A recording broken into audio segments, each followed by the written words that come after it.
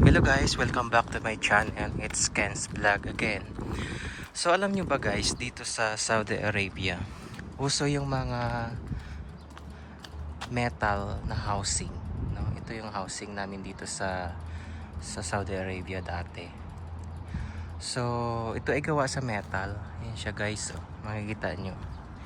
Yan. Gawa lang siya sa metal. Yan. Meron din siyang ito yung pintuan niya, tsaka yung bintana, tsaka ito yung CR. Yan. Kasi dalawang kwarto to, kaya dalawang CR siya, kabilaan lang. Yan, yan siya guys. Pero yung base niya is gawa naman sa semento. Yan o. Yan. Semento naman siya. Kaya balak ko ring magpagawa ng ganito sa Pinas kung pwede ba. Applicable ba to sa Pinas? Kaya ito guys, naisip ko kung pwede siyang gayahin or ipagawa sa Pinas. Maganda rin yan siguro ito, pero iwan ko kung applicable to sa Pinas.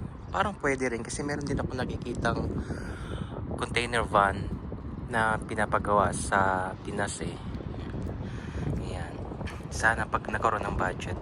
Yan yung guys, makikita nyo yung buong palibot na yan is mga made of metal yan na bahay, container van. Yan o. meron ding mga malalaki na bahay katulad niyan. Oh. Malalaki yan na container van. Nagawa dito. Ganito lang ang ginagawa nilang bahay dito. Ito rin guys, ibang style din siya. Oh. Parang yero lang ang ato eh. Oh. Yung walling niya. Yan. Pero malaki yan. Kompleto na yan. May kwarto, may sala, may kusina sa loob. May CR yan guys. Ganito lang yung mga bahay dito. Pero ang ganda. Parang mansion na din sa loob. Basta ayusin mo lang yung mga decorations sa loob, no? Indoor decoration. Parang nasa mansion ka rin nakatira.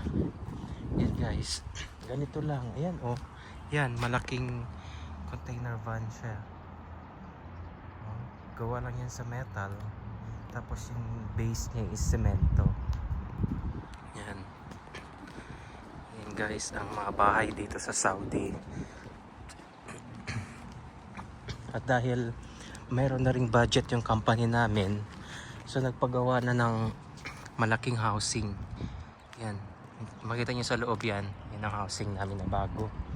Yan. Ito dati yung palaruan, yung volleyball court. Yan, may mga recreation area. Yan yung recreation area dati. Yung gym, mga ano ba niya sa loob. Pwede ka maglaro. Yan. So guys, makikita nyo. Yan na yung housing namin sa likod. Yan. Ito. Malaking container van din. Oh, tingnan mo yan. Diba? Yan nga, nasira na. Oh. Yan.